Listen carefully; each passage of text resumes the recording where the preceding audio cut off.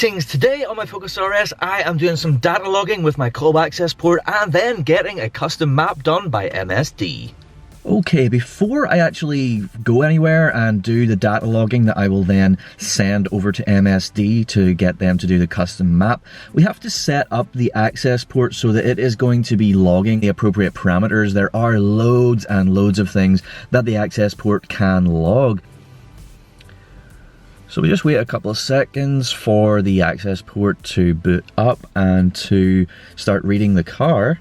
So as you can see, that has gone into the gauges that I was last in. Now the gauges is actually the same area that we set up the data logging. So what we want to do is we want to press our buttons until the little green arrow for setup is highlighted, and then we go in there, and then you can see that there's the gauge stuff, but we also have this option for configure data logging, and it says select which monitors to data log, which is exactly what we need to do. So now we get this big massive list, and as you can see, like the likes of this one right now, you can see C map slot, that is currently selected, but the likes of these other ones are not selected. So we have a list from MSD. Whenever you buy an access port like this from MSD, they also send you a PDF with a list with all of the parameters that they require from this menu in order to do your custom e-tune. So what I need to do is just open that PDF up,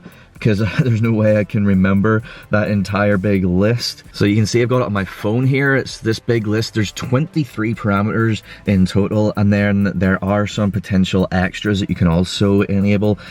So I'm just going to go through this. It's things like map slot, accelerator pedal position, boost pressure, engine RPM, load actual, knock count, loads and loads of different things that MSD need to look at in order to tweak the map to our specific car. So I'm just going to go through that. It's a very, very simple thing. Just find whatever we need and then just press the button in the middle to select it. And then any that we don't need, like this one for example, we would select it, just hit the button, and that deselects it. Really, really simple to do. It's just going to take a little while because there are 23 and we do have to go through this big massive list. So I will do that now and then I will catch up with you. Alright, there we go. I have gone through the entire list and selected everything and deselected everything as appropriate. I did fire the engine up because I did get a message on here about power. The access port shut itself off and I had to start the whole thing again. So just maybe fire up the engine just to be safe. So then once we're done, we literally just press the back button and that saves it. So that is the access port completely ready to start doing our data logging. So now I can head out onto the road, find an appropriate road to do our data logging and get it done.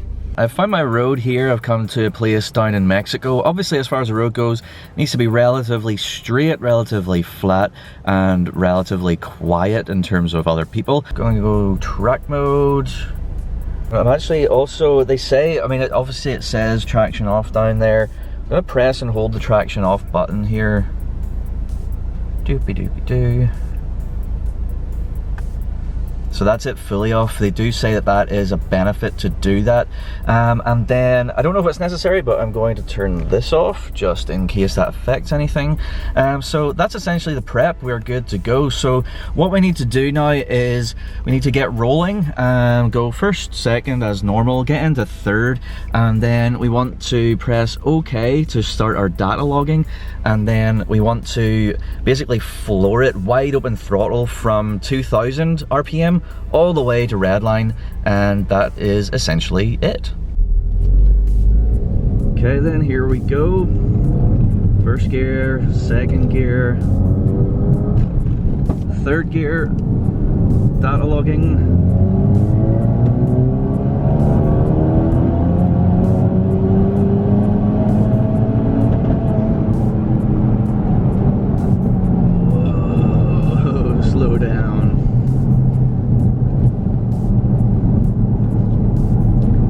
It's as simple as that. Obviously plenty of room on this road, quite a long road, but even still I'm right at the end of it already, so do make sure that you have a good long piece of road to do this on. And then I think we can just press that to stop logging and we're good to go. But what I'm going to do actually is, just for completeness, I am going to do it again. Basically I've turned around, just need to get around this twisty bit of road, let's see, what gear are we in? So in second gear currently, so I will go to third gear, log, and floor.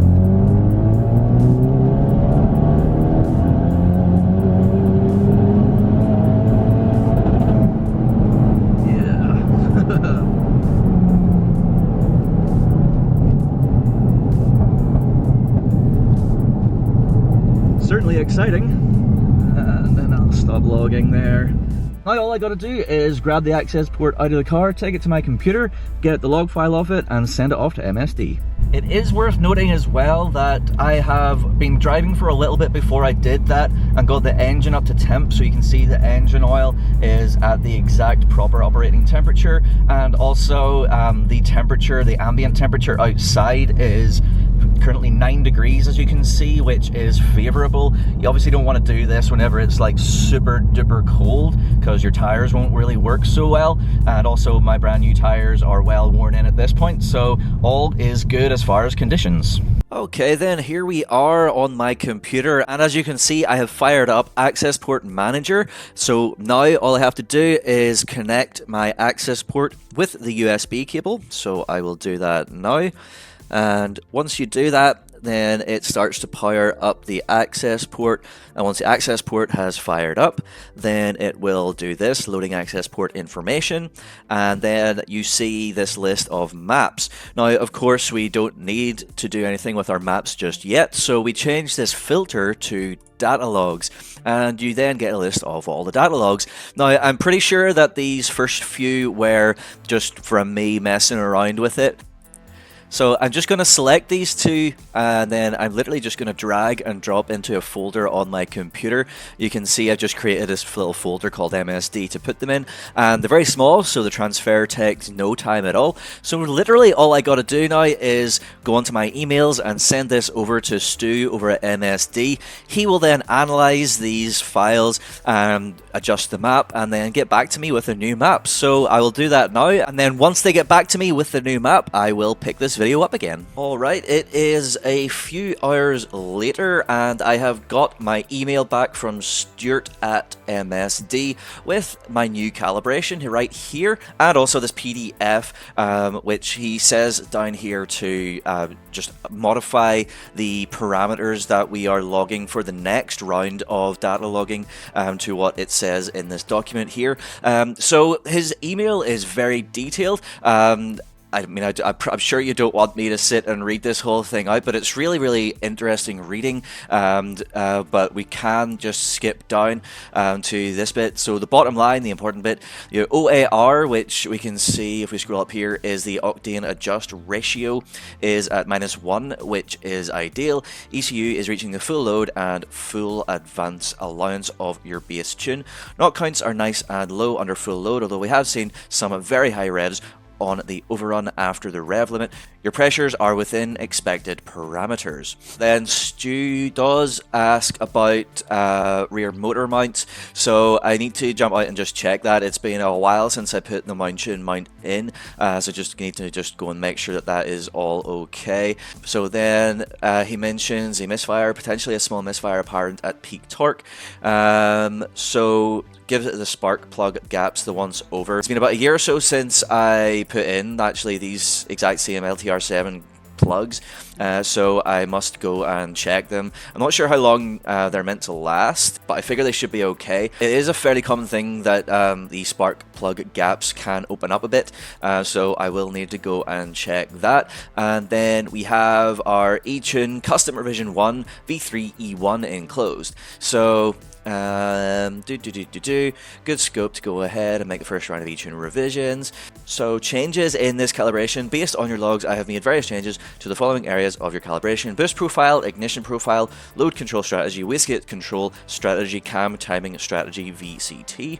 So we gotta flash this calibration and perform the adaptation procedure again. I believe this is in reference to the Octane adjustment ratio, because every ECU reset puts it to around 0.5 -0.8, and it works its way down or up from there, and that can take up to 100 miles. Drive the car around for a while to basically get it to learn the octane of our fuel and get it back to that nice -1.0. And then when we have done that, perform full power data logs in the same way you did before, so we can take another look. Hopefully the changes I've made will be apparent immediately with stronger mid-stroke throttle response and improved top-end engine performance, as well as the performance upshift lights coming in between 5,000 and 6,000 RPM in each gear.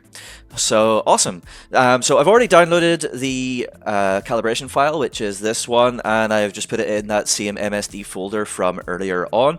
I have loaded up Access Port Manager, so I just gotta plug in the access port, of course. Alright, loading up the access port information. So I can switch my filter back to maps, and then what I can do, import files to access port, and I will go to my most recently created MSD folder and load that up. Are you sure you want to copy these one files to access port? Yes, I do. And it's as simple as that. So we can see it right here, version 3 e1.ptm, that is our brand new map. So yes, that is all we have to do at this point. We just then eject AP, and then we go and jump back out to the car.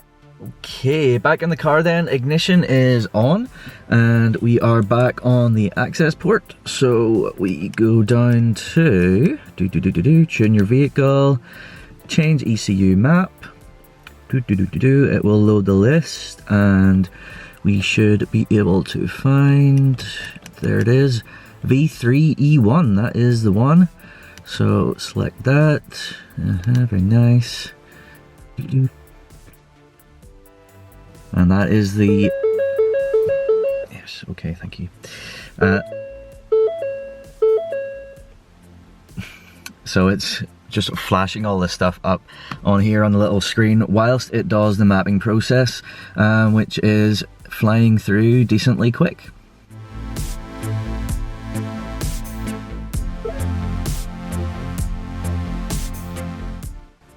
Okay, 100%.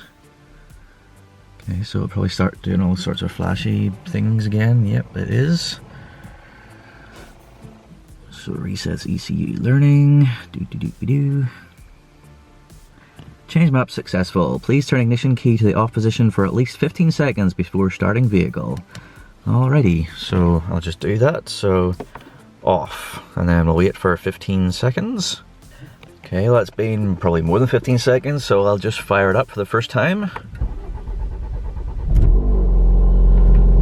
And we fire into life.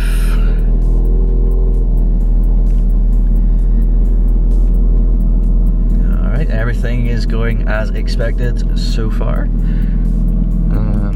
mean, if you want to show current map on this, you can see it's definitely the V3E1 that we just put on there, which is exactly correct. Now, what we were saying before, if I go up to gauges, so yeah, right here I have it as one of my gauges here, the Octane ratio learn. So the OAR, the Octane adjust ratio, as you can see, it has reset itself to the standard of -0.8. So that is what we need to get back to our -1 before we go and do the rest of our data logging. So essentially all you got to do to get that to, you know, learn is drive around for a while. Okay, I've been out for a bit of a drive yesterday evening and then this morning, still at -0.8, so we're not ready for doing our next run just yet as far as this goes anyway, the adaptation. I have though, while I am sort of in the process of learning that, adjusted all of the data logging parameters that MSD sent over to revise. They want certain other ones that weren't logged in the first run and to remove some that were. So I've got that all done and saved for the next data log run, so that's ready to go. The other things then that Stu mentioned about the possible sound sound of a knock whenever I was bouncing off the limiter. He did suggest that that was possibly due to either the roll restrictor / rear motor mount.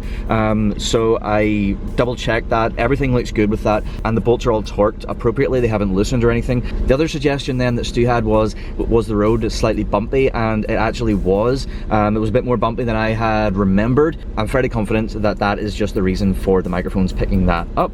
The other thing then, the spark plugs, they've been in for a little over a year, and I mean, I'm sure they're probably okay, and I could probably just like re-gap them, but just to be safe, just to make sure that we're doing this under the best possible conditions, I'm going to put in a brand new set of the NGK one-step colder spark plugs. Specifically, these are the spark plugs that I'm going to be using. These are indeed from MSD, as you can see, and they are pre-gapped to the correct gap. Jump over to MSD, grab your set of these if you're going to be doing any mapping. They are probably the best plugs that you can get for the RS, and indeed very handy coming pre-gapped from MSD. I have done a whole video about the replacement of your spark plugs to the NGK Iridiums, so if you want to see that process and get the torque specs and everything, then jump on over to that video. I will put a link to it down below. There we go. I mean, that's a side by side of one that I just pulled out, and that's fairly definitive. I think you don't even need a measurement tool to be able to see that the gap has indeed opened up on my old plugs. So yeah, I mean, it's time to either replace or to re-gap them anyway. Okay then, just finished installing the plugs, so gonna fire that up.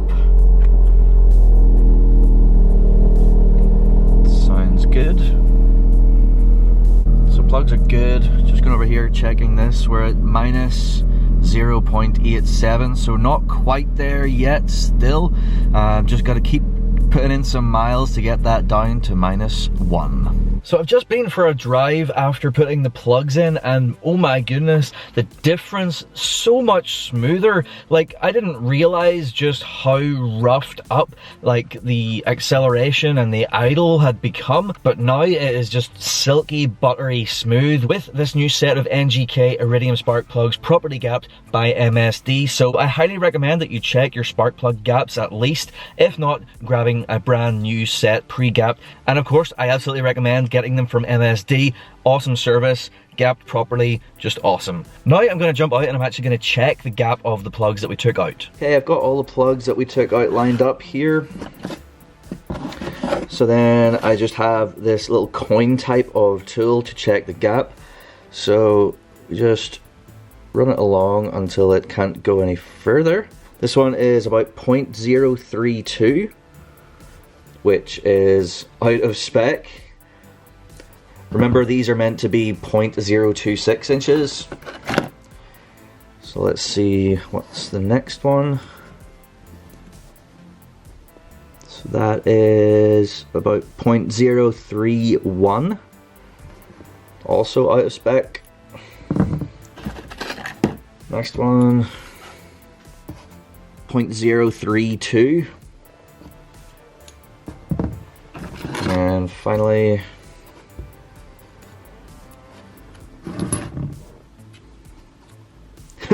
so this one is all the way up at 0.035. So that one is miles away. So all of these plugs, the gap is too big. The gap has opened up, assuming that Mountune gapped them properly whenever I got them, which I will assume that they did. Now that is after pretty much exactly 1 year of usage, and the gaps have all opened up out of spec. So definitely check your spark plug gaps. And there we have it. We have got the OAR down to -1.0. It took a while to do. I did a whole bunch of driving, but I've actually done a bit of learning myself with regards to how to get this down to -1. You can see this gauge that I've put on Octane list stat. So basically what this one is, whenever this goes to 1, that is like recording some stats that will affect this. So whenever this is at 0, then it's not doing that. And for this to go to 1, you have to be like accelerating, but not like necessarily absolutely gunning it. So somewhere in between. So what you might describe as low speed accelerating. So if you put this gauge on, you'll see if you do like a little bit of an acceleration, it'll go to 1, and then as soon as you get off the throttle, it'll go down to 0 again. And then on top of that, another neat little trick to get this to like learn quicker is to do a 5th gear acceleration holding the boost, which I've got up here in PSI, holding this at approximately 3 PSI, and doing that, like I say, in 5th gear, whilst going up a hill. And you'll find if you do that, all of those conditions, you'll find that that will change much quicker than just, you know, driving about town normally. So anyways, yes, we are now at -1, which means we are ready to go and do our next round of data logging. Here we are then. I have come out at night to do my second run. I decided to do it at night just because everywhere is a bit quieter, there's less people around, so I figured it would be easier to find a better road that's maybe a bit more flat than my first attempt. Here we go then, so I'm gonna slow it down.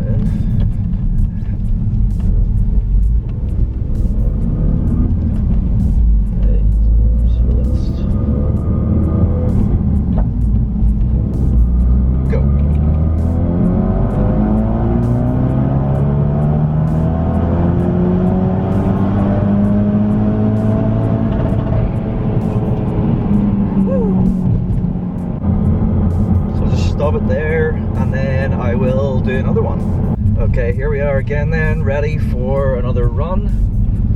So I will start logging. 3rd.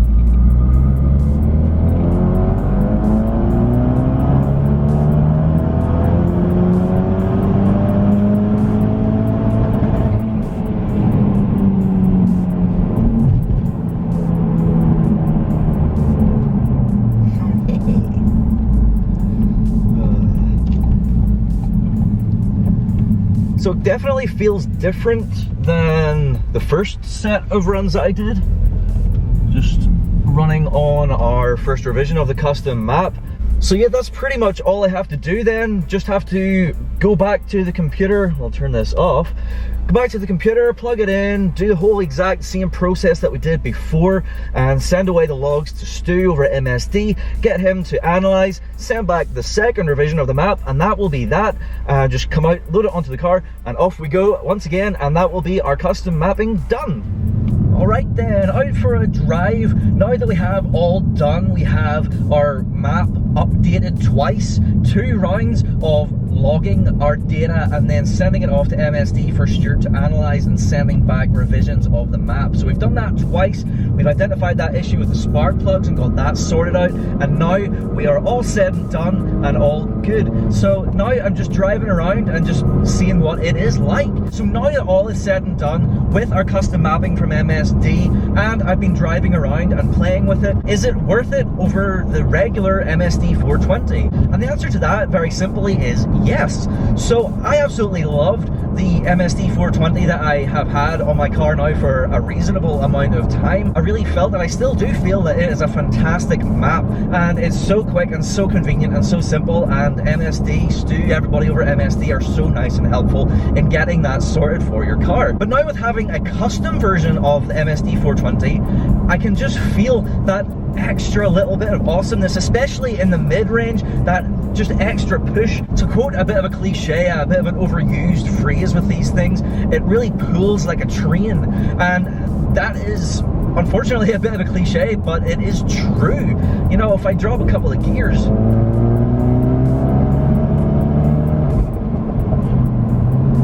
you know, it really feels like it's just so smooth and linear, and that is absolutely fantastic. There really doesn't seem to be any like unevenness, no nothing. It's just exactly what you want, really.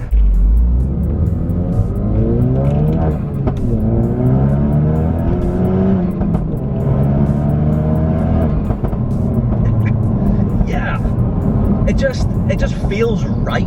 It just feels so good. So should you get it done? If you have MSD 420, absolutely you should do it. MSD offer 2 revisions like I have done for no added cost, so you might as well go and get that extra cherry on top, because it really just feels like it is complete. It feels like the proper map for my setup, which of course it is, because it is mapped for my setup. So absolutely you should go and do it.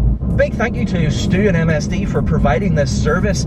Obviously I live in Northern Ireland, which is a long distance away from where MST are located, so it would be very difficult for me to go and get onto their dyno. So being able to do this remote custom tuning is just absolutely awesome. And such a quick turnaround, getting the data logs analysed and the maps back in the same day. So how awesome is that? Loaded onto the access port, takes no time at all. Getting it onto the car takes no time at all. So easy and convenient.